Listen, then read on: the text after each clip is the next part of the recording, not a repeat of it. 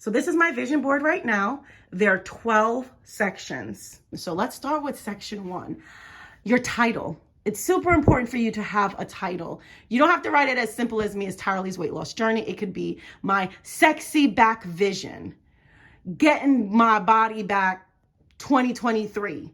Whatever it is, make sure you have a really good title. Make sure it's nice and big, it's at the top of your vision board. I personally love this quote, and you can also find a quote that you like, or you could take this one. I can actually go to my vision board every day, every week, every month.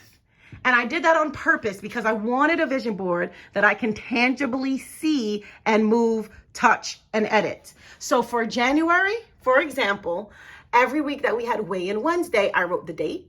I wrote what my weigh-in was, and then I printed out the picture of a collage of that week. In the beginning of the month, I had a goal. Notice that these can actually erase because this is laminate paper. For my goal for March was to be 210, and I want to only lose 1 pound a week. But then look what it actually turned out to be. But you guys get the point. When I do the vision board the second time, I'm definitely going to put a little bit more space here. For part 3, I had a section where I have my actual end goal. So I guess for this challenge, I wanted it to be 206, and my weight at the time was 217. I absolutely love this stuff. You always see it on Pinterest. So I love the pounds to lose and the pounds lost. Honestly, I do that because it just looks pretty. Over here, which is number 4, is my fat percent. It was very important to me that I can see an actual chart that explained like, okay, well, at this percent, what do I actually look like? Of course, this is just a Google, something that I print off, but it's a good guide. Part 5 is my favorite section in the entire vision board. It looks like a game, doesn't it? Start to finish. So I love that I started it at 232, and then I have it ended for 166. I'm missing 167, don't judge me.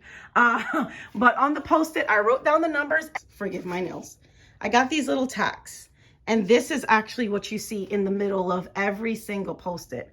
And the point of it is because I have these little pieces that also has a magnet at the back of them.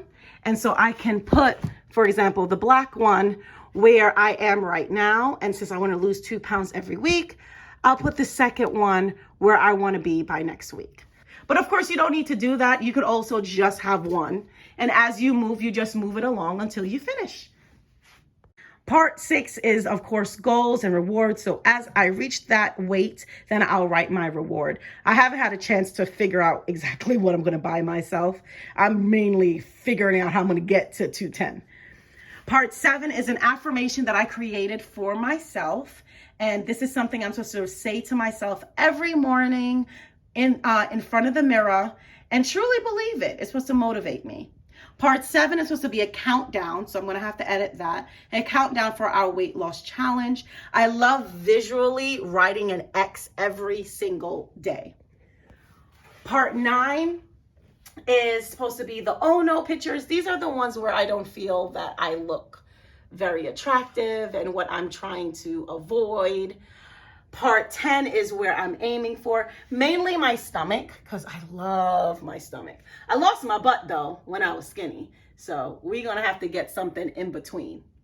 And then part 11 is inspiration, just people that I have seen online that I was like, oh, you know, her body looks really nice. That's actually my coach that you guys always see me working with back in the day when he was doing bodybuilding. And then part 12 was supposed to be a before and after.